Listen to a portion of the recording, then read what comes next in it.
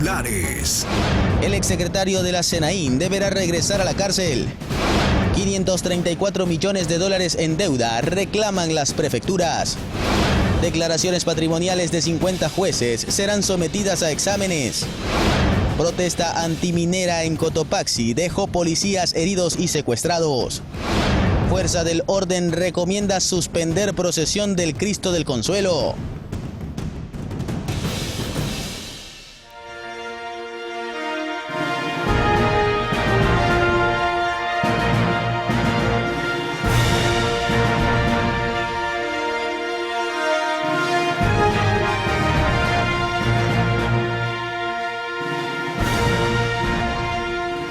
¿Qué tal, amigos televidentes de Ecuador y el mundo? Bienvenidos. El Pleno de la Asamblea Nacional aprobó una resolución para exhortar al presidente Daniel Noboa a que declare en emergencia al Sistema Nacional para Prevenir y Erradicar la Violencia contra las Mujeres. Pedro, buen día. Katy, televidentes, buenos días. La Comisión de Desarrollo Económico aprobó la tarde del martes 19 de marzo el informe para segundo debate de la Ley de Turismo y Fomento de Empleo. Aquí empezamos Noticias Oromar. En los chats que difundió la Fiscalía del caso Metástasis, se evidenció que Norero le pidió a su gente de confianza que transfiera dinero para financiar un festejo por el Día del Recluso en la cárcel de Cotopaxi. Veamos. Según los chats que constan en el expediente del caso Metástasis, Leandro Norero financiaba los eventos que se hacían en la cárcel de Cotopaxi. Por ejemplo, para la conmemoración del Día del Recluso el 18 de julio de 2022, el narcotraficante hizo comprar hasta chanchos, como se evidencia en un diálogo con Eli Angulo, alias Estimado, uno de los hombres de confianza del patrón. Mi estimado, ¿habrá chance para hacer una transferencia de 3.000? Transferencia no creo, mi estimado. Depósito en cajero sí. ¿Pero se podrá ahora? No creo. De una, mi estimado. Igual ya pregunto para ver si me ayudan de algunas cuentas con transferencias. Lo que voy a depositar es para un evento que vamos a meter unos chanchos por el Día del Recluso. Acá parece que yo fuera el director.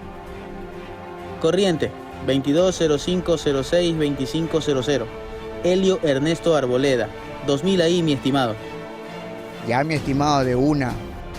El empresario Helio Ernesto Arboleda Andrade fue vinculado al caso Metástasis junto a otras 12 personas la semana pasada, por haberle prestado su cuenta bancaria a Norero para que mueva dinero, pero no era el único. De acuerdo con el Ministerio Público, también lo hacían otros 4 empresarios, Angelino, Marcelo Aiza, Eduardo Rodríguez y Rommel Tamayo, quienes están siendo procesados. Según las conversaciones que constan en el proceso, Norero ordenaba también transferencias bancarias a otras 2 mujeres que ahora están vinculadas al caso. La primera es Miriam Alejandra Delgado, que según la Fiscalía, valiéndose de su designación como integrante de la Comisión de Pacificación de las Cárceles, gestionó comodidades para Norero. En uno de los diálogos extraídos de los celulares del narco, el patrón le pide a alias Rayo, otro de los integrantes de su círculo más cercano, que haga una transferencia a su cuenta. La segunda es la guía penitenciaria Catherine Pilar Guaita. Ella asegura a la Fiscalía recibió al menos $10.000 por comprar insumos y objetos para Norero. Ingresaba al penal con ayuda de su pareja, el también agente Dani Mendoza.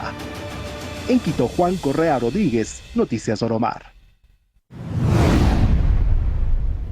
Mientras tanto, policías y militares intervinieron en la cárcel número 3 de Pichincha o de Chillogallo en Quito, donde está la procesada del caso Metástasis, Mayra Salazar.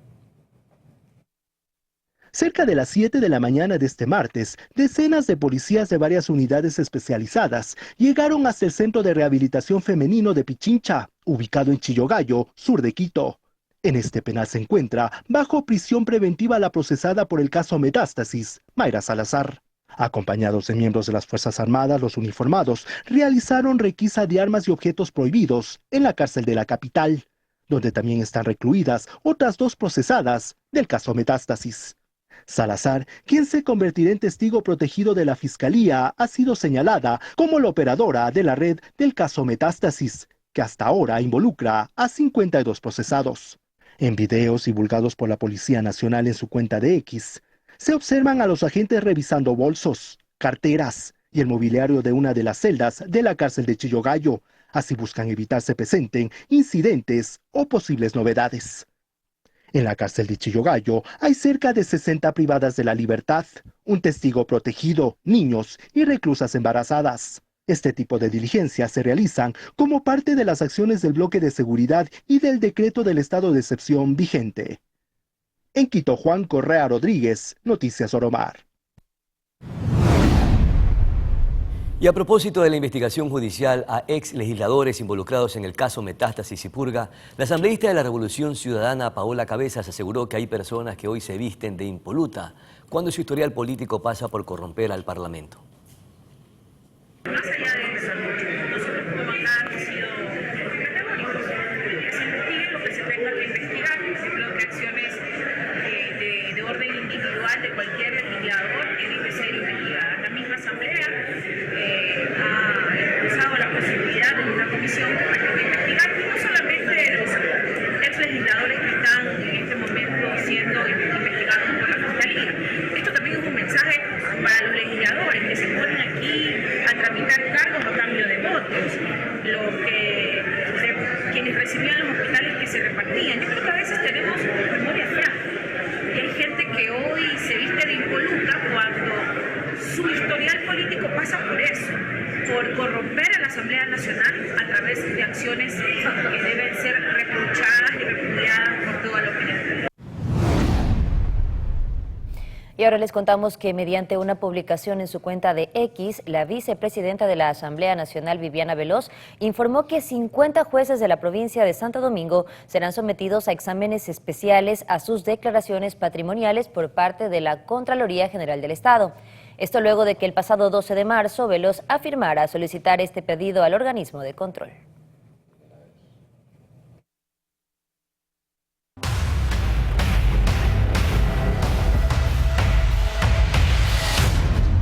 El presidente Daniel Noboa se reunió con la Sociedad Interamericana de Prensa para abordar la situación de los periodistas en el país. Noboa se comprometió a la defensa de la libertad de expresión al firmar las declaraciones de Chapultepec y Salta. Hemos hablado de la importancia, por supuesto, de la libertad de expresión como uno de los pilares de la democracia. Hemos hablado de los valores compartidos. Son los principios y los valores que representamos, que defendemos. Y eso es lo que tenemos en común, y por eso el presidente Daniel Noboa, con mucho gusto, ha firmado las declaraciones de Chapultepec. Le expresamos al presidente Noboa una serie de preocupaciones muy puntuales que tenemos sobre la vigencia de la libertad de prensa en Ecuador. Estas preocupaciones fundamentales son las siguientes: fortalecer y darle operatividad al mecanismo de protección a periodistas, especialmente importante en un entorno de violencia criminal como la que está enfrentando el gobierno y la sociedad. Les pedimos también que Ecuador analice desde todos los poderes del Estado la necesidad de sintonizar su marco legal en materia de difamación y calumnia, que en Ecuador persiste dentro del Código Penal, para desplazar este tipo de conductas hacia el Código Civil. Le pedimos, por último, revisar la posibilidad de fortalecer la ley de acceso a la información pública, que permite al ciudadano contar con mayor transparencia por parte de la función pública, por parte de los hombres y las mujeres que trabajan. Y los prefectos de varias provincias del país se reunieron para solicitar una reunión directa con el presidente Daniel Noboa por la deuda que mantiene el gobierno nacional con las prefecturas, a lo que catalogaron como una situación insostenible. La presidenta del CONJOPE, Paola Pavón, encabezó el encuentro de este 19 de marzo, en la que se aseguró que el monto adeudado asciende a los 534 millones. Somos conscientes, reconocemos la crisis económica y la falta de empleo como un problema nacional, y también insistimos en la grave situación que atraviesan nuestros territorios. Quiero subrayar que la deuda del gobierno nacional en este momento a los gobiernos provinciales asciende a 534 millones de dólares, una deuda que en este momento es insostenible para los gobiernos subnacionales. y hemos, a pesar de la dura situación financiera, hemos estado predispuestos a medidas imaginativas, como por ejemplo el aceptar dación de deuda del gobierno central hacia las prefecturas en bonos. Hemos recibido bonos en una situación tan crítica. Vuelvo a señalarles, octubre, noviembre, diciembre, enero, febrero y marzo sin recursos. No hay posibilidad de que un nivel de gobierno como las prefecturas, que no tenemos ingresos propios, porque no somos los municipios, nosotros no sostenemos tal como establece la Constitución y la ley, dependiendo del modelo de equidad territorial. Nosotros no hemos podido en este momento recibir liquidez y así hemos tomado la decisión de aceptar bonos para pagar a algunos acreedores y cruzar deuda con el Banco del Estado. La sesión 915 de la Asamblea Nacional, que estaba convocada para este 19 de marzo de 2024, en la que se tenía previsto conocer una resolución respecto a la fiscal general del Estado, Diana Salazar, y debatir sobre la proforma presupuestaria 2024, se canceló y deberá realizarse una nueva convocatoria.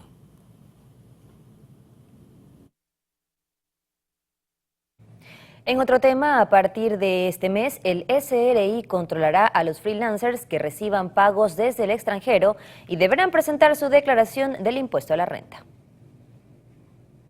Como ya fue establecido por las autoridades, a partir de marzo, los denominados freelance o personas que prestan sus servicios de forma independiente también deberán prestar su declaración de impuesto a la renta, al igual que los empleadores en relación de dependencia. Sin embargo, mediante un comunicado, el SRI advirtió que arrancó con los controles a los profesionales freelance que reciben pagos desde el extranjero. Es decir, estas revisiones de declaraciones abarcan a quienes laboran o entregan un servicio de forma remota y con empresas extranjeras. Según declaraciones de autoridades del SRI, este tipo de trabajos se configura como una exportación de servicios, por lo que deben declarar y pagar sus impuestos en Ecuador. Adicional a esto, Rentas Internas aseguró que se ha detectado que los ingresos de estos profesionales recibidos desde el exterior no han sido considerados como parte de los rubros gravables en las declaraciones. Ante esta anomalía, la entidad recordó a los trabajadores freelance que toda actividad económica debe ser reportada e inscrita en el Registro Único de Contribuyentes en un plazo no mayor a 30 días y cumplir con las obligaciones tributarias. Dentro de los deberes tributarios que deben cumplir está la inscripción en el RUC con la actividad de prestación de servicios profesionales, la emisión de comprobantes de venta mediante facturación electrónica, llevar los registros de ingresos y gastos relacionados con la actividad económica y realizar las declaraciones del IVA e impuesto a la renta en la fecha correspondiente. Por otro lado, el exministro de Energía y Minas, Javier Vera, deberá seguir portando el grillete electrónico como parte de las medidas cautelares que le impuso un tribunal penal de la Corte Nacional de Justicia en julio de 2023. Esta decisión se tomó durante la audiencia desarrollada este 19 de marzo, donde el abogado de Vera solicitó que se le revise dicho recurso y se mantenga la prohibición de salir del país y obligación de presentarse 2 veces a la semana. Sin embargo, el tribunal negó esta solicitud argumentando que no se han presentado elementos nuevos. El exfuncionario es procesado por presunta participación en el delito de cohecho.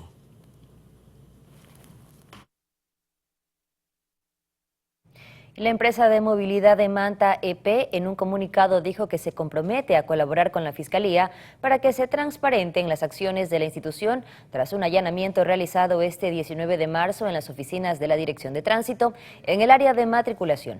Esto sucede tras el crimen de Eduardo Rivera Saltos, quien se desempeñaba como supervisor de la Agencia de Tránsito Municipal de Manta, en Manabí, y era hermano de Samara Rivera, quien fue esposa del ex líder de los choneros, Jorge Luis Zambrano, alias Rasquiña o JL.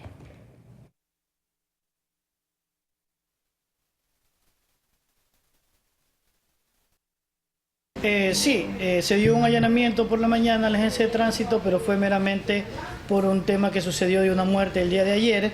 Fuimos a verificar evidencias, si había alguna computadora, algún teléfono celular, alguna tablet, una evidencia que podamos sacar información para poder tener más información sobre lo sucedido. Los que no supieron dar la información, pues él pertenecía a la agencia de tránsito. Se hizo el levantamiento de unos indicios, pero eso ya está a órdenes de la Policía Nacional, pues esto ya no le podría dar mayor detalle, ya que se trata de una investigación que está siendo ya reservada. El bebé de 1 año y 5 meses de edad que fue golpeado brutalmente por su padrastro el pasado 19 de marzo de 2024 en el Cantón Bolívar, en Manabí, fue dado de alta del Hospital Verdi Ceballos. El presunto agresor guarda prisión en la cárcel de Bahía de Caracas y se dispuso una instrucción fiscal de 90 días. El día de hoy ya el menor acaba de ser dado el alta. En este momento, conjuntamente con la Junta Cantonal, personal de la INAPEN va a trasladar al menor hasta una casa de acogida con la orden pertinente de la autoridad competente para ser puesto a buen recaudo. Asimismo, la persona que en este caso fue el agresor, el señor padrastro, se encuentra ya puesto a órdenes de la autoridad competente para los fines pertinentes de las autoridades pertinentes de la misma manera. ¿La madre qué pasó con la mamá? ¿No le da la custodia a ella? Las autoridades pertinentes le acaban de dar la custodia a la Junta Cantonal para el ingreso a una casa de acogida. Ya posterior seguirán ellos el trámite correspondiente para la recuperación del niño cuando tenga un mejor bienestar para él. Y el Movimiento Nacional Justa Libertad interpuso una demanda ante la Corte Constitucional para solicitar la despenalización del aborto en todos los casos. Eliminar el artículo 149 que discrimina de manera desproporcionada a mujeres jóvenes, indígenas, afrodescendientes y en situación de empobrecimiento es justa libertad. Un grupo de 8 organizaciones feministas y de derechos humanos presentó ante la Corte Constitucional una demanda para despenalizar el aborto, un derecho que en el país solo está permitido en los casos de violación o de riesgo para la vida y salud de la madre. En Ecuador se reconocen 3 causales: salud, vida y violación para acceder a un aborto legal. Sin embargo, las barreras son enormes para lograr realmente acceder a un aborto seguro. La demanda presentada por el Movimiento Nacional Justa Libertad busca se declare inconstitucional el artículo 149 del Código Penal, que castiga de 1 a 3 años de cárcel a quien practique el aborto y de 6 meses a 2 años a la mujer que permita que se lo practiquen. Este proceso lo llevamos impulsando desde el 2006-2007. Cabe recalcar que en 2021 la Corte Constitucional ya despenalizó el aborto en casos de violación y ordenó a la Asamblea Nacional elaborar una regulación, cuyo resultado no convenció a las organizaciones demandantes, pues el entonces presidente Guillermo Lasso introdujo cambios que a su criterio limitan el acceso a la interrupción voluntaria del embarazo.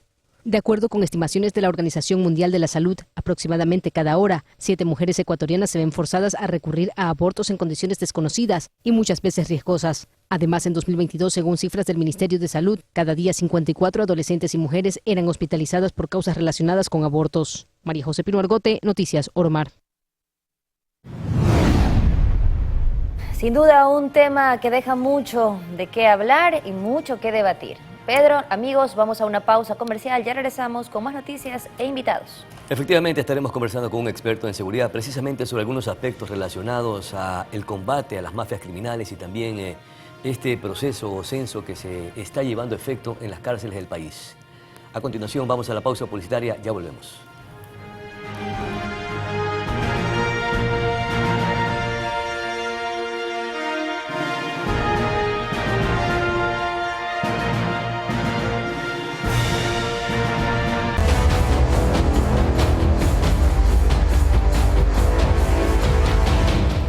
Ya de regreso, amigos, les contamos que la jueza del Cantón Yaguachi, Carly Vargas, revocó las medidas cautelares que hace un año obtuvo el exdirector de la Secretaría Nacional de Inteligencia, Pablo Romero. La jueza dispuso que Romero se presente en el centro carcelario Pichincha número 2 con la finalidad de cumplir con lo resuelto por la justicia ordinaria y que, en caso de no presentarse, se dispondrá su inmediata localización y captura. Recordemos que el exfuncionario recibió una sentencia de 9 años de prisión por el secuestro del activista Fernando Balda, ocurrido en el 2012 en Colombia. La instalación de una minera canadiense en el cantón Sicchos, provincia de Cotopaxi, continúa generando rechazo por parte de las comunidades campesinas. La presencia de militares y policías aumentó la tensión en el lugar. Cientos de militares y policías se ubicaron en la zona conocida como Palo Quemado y Las Pampas, donde se realizan procesos de consulta para tramitar los permisos de desarrollo del proyecto minero La Plata, concesionado a la canadiense Attico Mining. La Confederación de Nacionalidades Indígenas de Ecuador denunció una presunta trama de criminalización de la protesta de comunidades campesinas contra la instalación de una minera canadiense. Si los derechos están siendo vulnerados, violentados, la misma Constitución, el artículo 98, nos permite elevar a un hecho de resistencia. Por lo tanto, levantamos sobre estos hechos ilegales de violencia permanente por parte del gobierno del Estado, tenemos el derecho de levantar en este acto de resistencia. Por lo tanto, pedimos a todas las comunidades, a los territorios, a levantar y a defender. Hay que sacar a la minería de nuestros territorios con la lucha y la resistencia.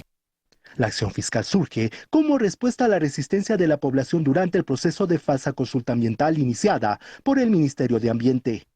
En un contexto de violencia promovido por el gobierno del presidente Daniel Noboa y las mineras que pretenden asentarse en zonas de alto valor hidrológico para el país, agregó la Confederación. Asimismo, se informó que hasta Palo Quemado y Las Palmas ha llegado un fuerte contingente de policías y militares como respuesta del gobierno a la resistencia pacífica de sus habitantes. Según la CONAIE, la imposición de una consulta ambiental mediante la fuerza militar no solo ignora, sino que viola los derechos fundamentales de los pobladores quienes legítimamente defienden los territorios. Finalmente, se afirmó que se ha reportado el intento de ingreso de más de 500 militares generando un clima de tensión y preocupación en la región. En Quito, Juan Correa Rodríguez, Noticias Oromar. Y en el marco de la consulta ambiental en la provincia de Cotopaxi, el Ministerio de Gobierno informó que, en cumplimiento a la normativa y decisión de la Corte Constitucional, las fuerzas del orden han brindado resguardo para el cumplimiento del proceso de participación ciudadana y, según esta cartera de Estado, la fuerza pública ha salvaguardado la integridad de la ciudadanía. Sin embargo, al momento se registra una persona afectada por uso inadecuado de pirotecnia y 2 uniformados heridos. El exalcalde de Manta y empresario atunero Jaime Estrada Bonilla se refirió a las obras de servicios básicos que se necesitan en la ciudad y también a la situación de la empresa de movilidad. Hoy Manta necesita invertir urgentemente en las obras importantes de la ciudad. Sabemos que había un financiamiento que lo consiguió el anterior alcalde para el tema del parque. Tengo entendido que el 100% de esos recursos le fueron transferidos a la ciudad de Manta. Esperemos que se concluya esa obra que está muy bien. Una obra que le va a servir a la ciudadanía, a nuestra gente para distracción, un espacio para eventos públicos, perfecto. Pero eso no es todo. Hay que pensar en nuestras calles, hay que pensar en concluir las obras del alcantarillado, hay que mejorar la seguridad en los sectores y para eso, lógicamente, el municipio tiene un rol importante. Mire, acabamos de enterar hoy día pues, que las oficinas de la empresa pública de movilidad han sido intervenidas por la Fiscalía. ¿Eso qué significa? Yo no voy a acusar ni a decir hay corrupción, pero indicios de corrupción sí hay para que vaya la Fiscalía y esperemos que la Fiscalía que ha hecho este allanamiento le diga a la ciudadanía de Manta qué es lo que está pasando con esa empresa pública de movilidad. El puente Bailey del sector Quimís de la vía que conecta Manabí con Guayas fue intervenido este martes. Los trabajos se realizaron por parte de la empresa Manabí Vial, adscrita a la prefectura de Manabí. En el lugar se realizó el respectivo fresado, relleno, rebacheo y recapeo de la infraestructura. Los trabajos iniciaron en horas de la mañana y finalizaron por la tarde. A pesar de las labores, el tránsito no fue interrumpido, puesto que se desvió la circulación vehicular hacia los costados del puente, que fue colocado en marzo del 2022 y que hasta el momento no ha sido reemplazado, como se ofreció en el gobierno de Guillermo Lasso.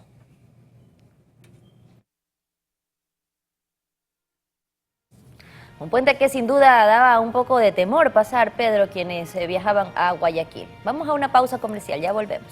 En efecto, y estaremos también conversando con Daniel Castro, experto en seguridad y defensa nacional, precisamente sobre algunos aspectos de inseguridad en nuestra ciudad y el país, y precisamente también sobre los perfiles genéticos con fines forenses y humanitarios que está tomando el gobierno nacional en las cárceles del país. Ya regresamos de inmediato.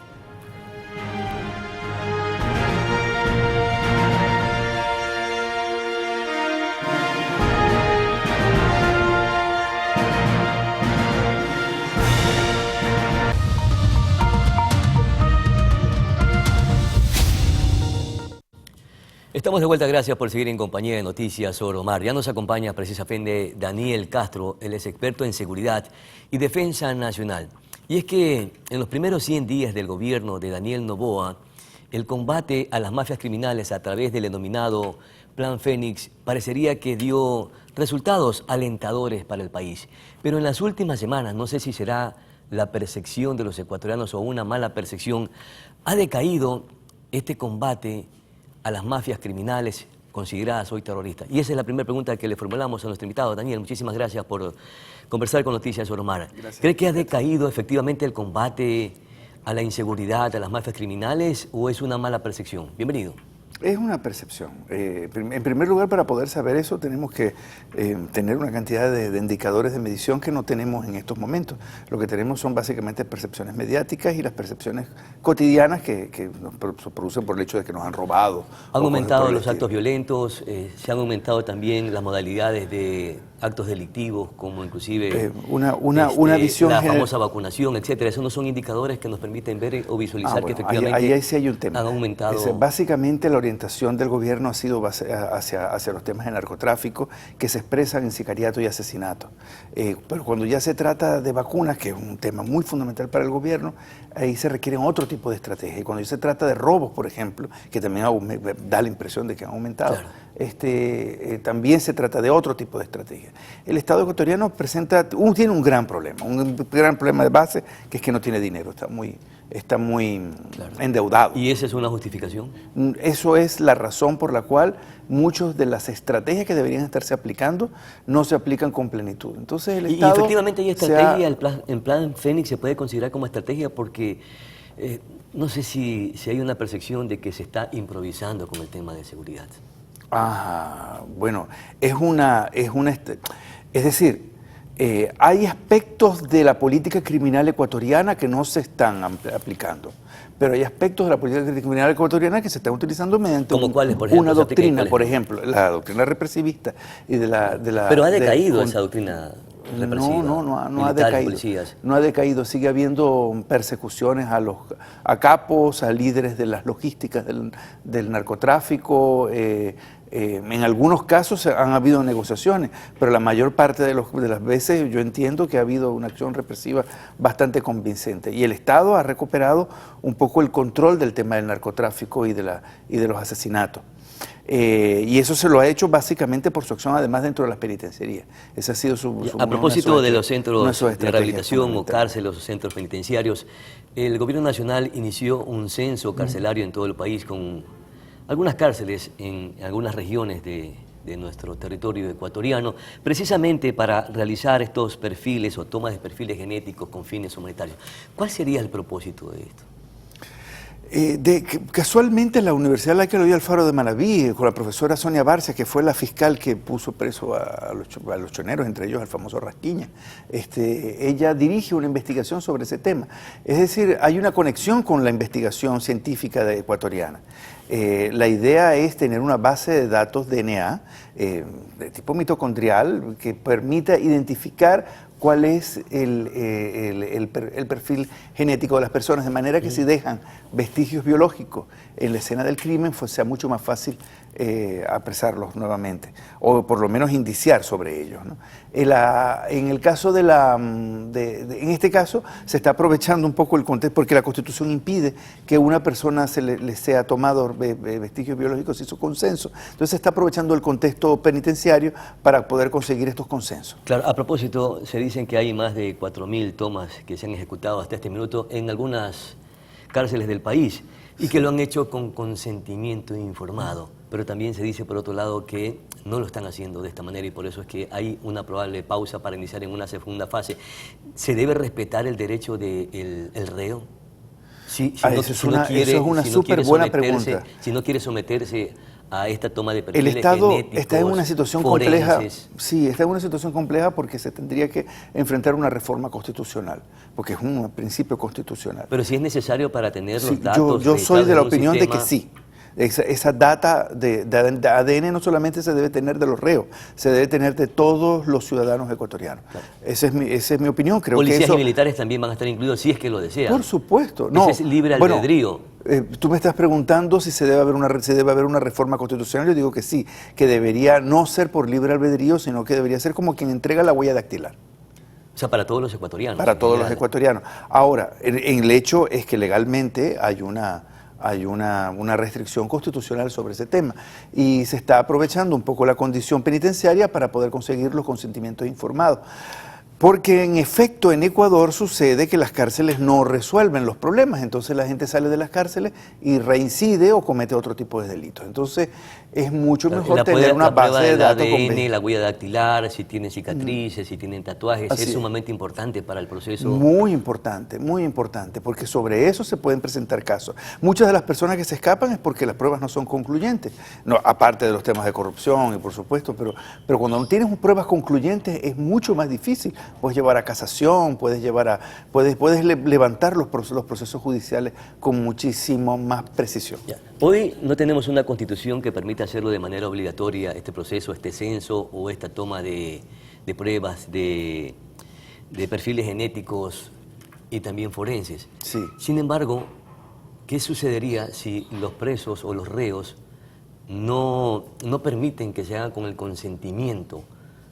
¿En qué medida trunca este proceso que es importante para que el Ecuador tenga esos datos registrados en un sistema y pueda identificar a una persona que constriña con la ley, etcétera? Cuando yo fui asesor del Ministerio del Interior, propuse que estas cosas se tienen que hacer, inclusive si la gente no da los consentimientos. Porque si no tienes los consentimientos, tienes las listas de las personas que no dieron los consentimientos. Entonces, tienes las personas que colaboraron y tienes las personas que no colaboraron. Igual pasa con la frontera. Por la frontera pasa y entra el que quiere. Y yo lo que decía es que claro que deben pasar, yo no creo que hay que restringir el paso, pero hay que tomar información de todas las personas que pasen. Aunque las personas mienten cuando pasen, tienes la información de una mentira.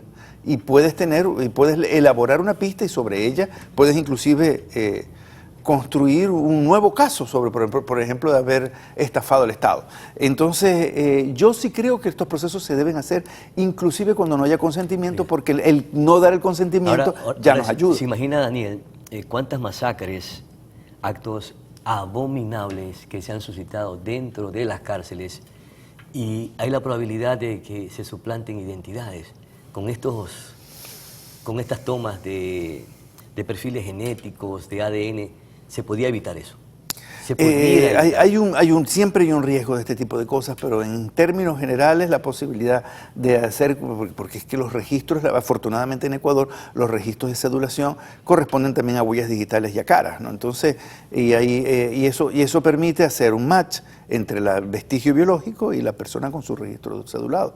Y eso da la posibilidad de identificar quién es la persona en el momento en que vuelva a cometer un crimen. Lo que sí yo no creo que debe utilizarse el vestigio biológico es para la investigación criminal. Yo creo que se debe utilizar solamente cuando la investigación criminal no es previa al juicio, sino cuando ya el juicio se abrió. O sea, es decir que si un delincuente ha cometido un acto criminal... Primero debe indiciársele. Tiene que crearse una formulación de cargos. Es necesario tener un rastreo si cometió o no cometió ese crimen, en el pasado y en el futuro inclusive. Así es, pero creo que debe hacer, el problema es que los gobiernos de América Latina carecen de Estado de Derecho y utilizar vestigios biológicos puede llevar también no solamente que los criminales vayan a la cárcel, sino también los enemigos políticos. Entonces, por lo tanto, es muy importante que se presenten cargos y que el vestigio biológico sea recuperado a la luz de un proceso judicial. ¿Cuán definido cree que esté este plan, este censo y esta toma de perfiles genéticos, forenses con fines humanitarios? ¿Cuándo esté listo? Me pregunta. ¿Cuán definido cree que esté? Bueno, ¿está consolidado? Básicamente lo que se requiere, es que no es complicado. ¿Estamos experimentando? No, es que esto no es complicado. El hisopado y conseguir el vestigio y obtener una prueba de ADN de identidad, porque no necesitas ancestría. No es complicado, pero hemos esperado mucho tiempo para poder realizar este tipo de situaciones. Yo estoy de acuerdo, nos hemos tardado demasiado. Ha habido una rigidez paradigmática en la política criminal. El mundo va a una velocidad enorme y nosotros seguimos pensando en más armas y más detenciones y más represión. Y eso por supuesto que es muy importante, pero se requiere de triangular con políticas criminales de mayor de mayor alcance. Cuando tú me hablabas, por ejemplo, de los robos y las vacunas, eso no se resuelve necesariamente con ADN. Eso se tiene que resolver fortaleciendo el servicio urbano de la policía. Y tenemos las UPC abandonadísimas. Claro. Ese trabajo comunitario de esquina a esquina es el que resuelve ese problema. Y es ahí donde faltan presupuestos. ¿Y en qué países han experimentado este tipo de toma de perfiles genéticos y forenses? ¿Hay experiencias en otros países que tengan resultados importantes o nosotros estamos un poco experimentando? No estamos experimentando para nada. En Estados Unidos inclusive se utilizan dos fuentes. Y yo estoy proponiendo una de las fuentes. Nosotros estamos creando casualmente una investigación sobre ese tema. Una fuente es el vestigio biológico, que Estados Unidos tiene una base de datos. ¿Es lo que se está haciendo acá? Sí, FBI tiene bases de datos de vestigios biológicos de su población. Esa es una primera fuente. ¿Y la segunda fuente? Y la segunda fuente es el vestigio químico, que es el cromatógrafo de gases, que es un aparato que hasta la Universidad Laica Eloy Alfaro contiene. Que es ¿Y eso para qué sirve? Porque es interesante, el vestigio biológico está prohibido según la Constitución si no tienes el consenso, pero el químico no. El químico es que tú tienes una huella química, sea tus textiles, sean tus polen, sea tus perfumes, sea inclusive tu propia esencia, que tu propia esencia deja una huella que es química y que tiene que ver con tu condición de ser. Hay que definir qué es lo químico y qué es lo biológico en algunos aspectos. Pero en otros aspectos te permite saber que ese pantalón estuvo en la escena del crimen. Me permite saber que ese perfume estuvo en la escena del crimen. Los rasgos de la persona, del delincuente, del reo, es importante para nada más futuro. Claro, que se cometa pero los rasgos no solamente son biológicos, sino que también son químicos por el tipo de cosas que utiliza.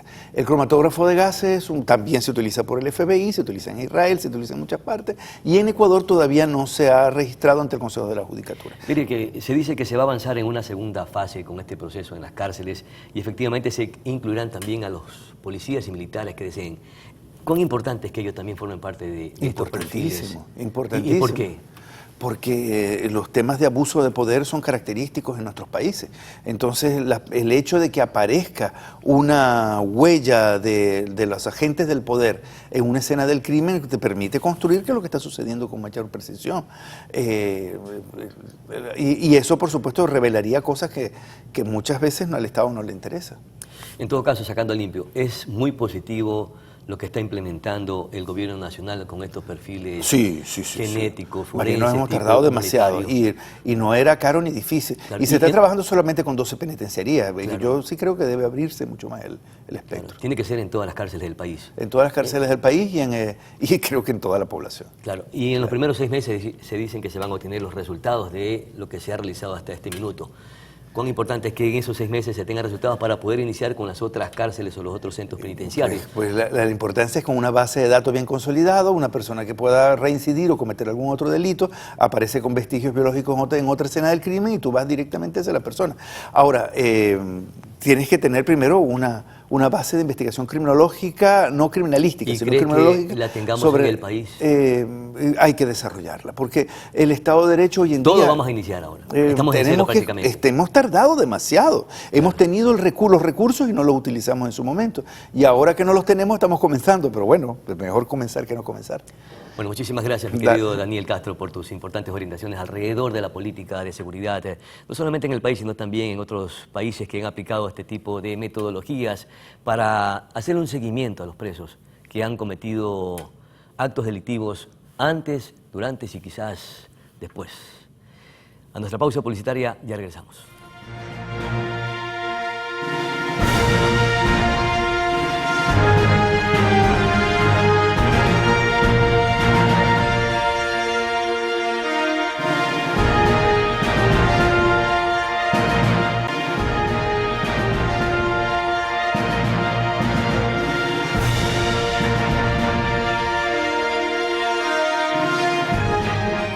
Amigos televidentes, seguimos con más noticias. Nos enlazamos inmediatamente con nuestro compañero Cristian Arias, quien se encuentra en la ciudad de Guayaquil y nos trae novedades de las últimas horas. Buenos días, bienvenido, Cristian.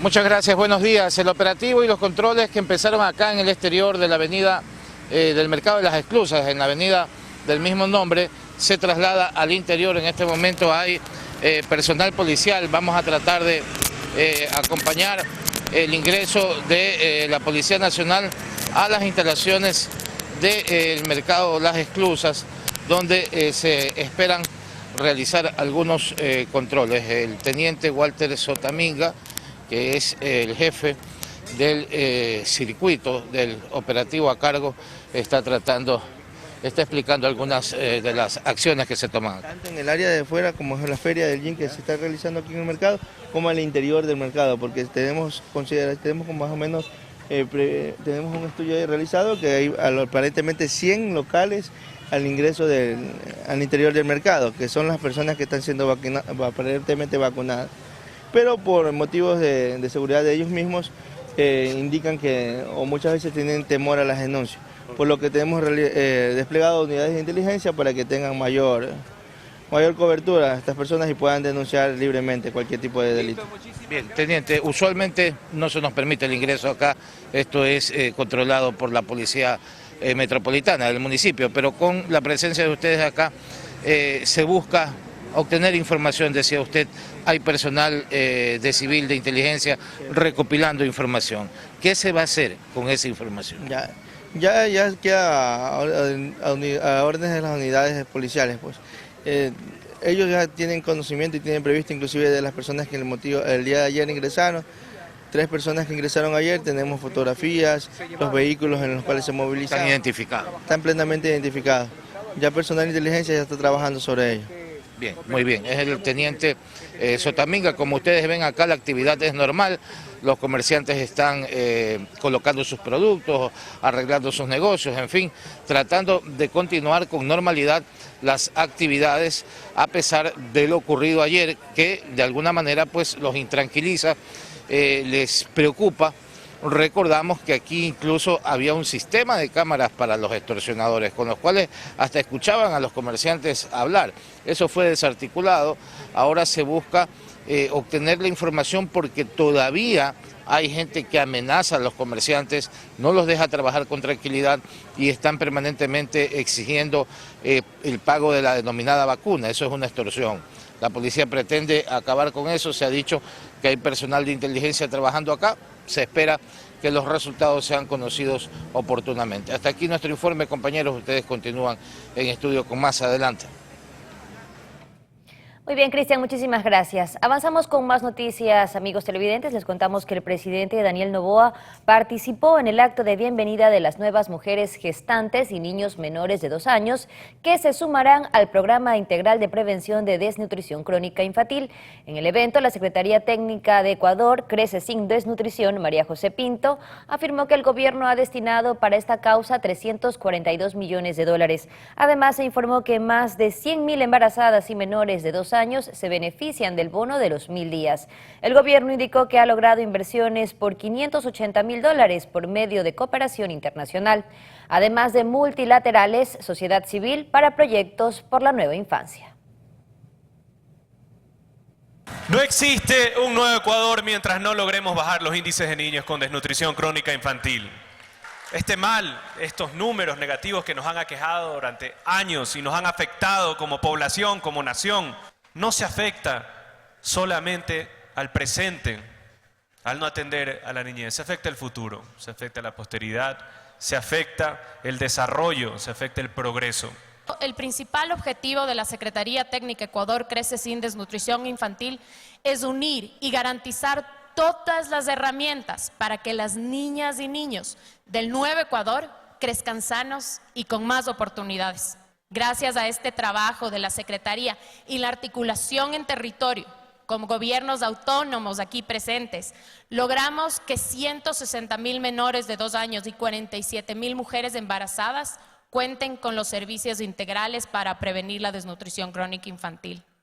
Más de 100.000 embarazadas y menores de 2 años se benefician mensualmente del bono de los 1.000 días. Este bono no es una transferencia económica, tiene componentes condicionados para velar por el cumplimiento de los servicios a través de la corresponsabilidad del gobierno y las familias ecuatorianas. Bien, amigos televidentes, como siempre es un gusto poder acompañarlos con las noticias cada mañana. Hasta aquí hemos llegado a la parte final. Muchísimas gracias y que tengan un excelente día.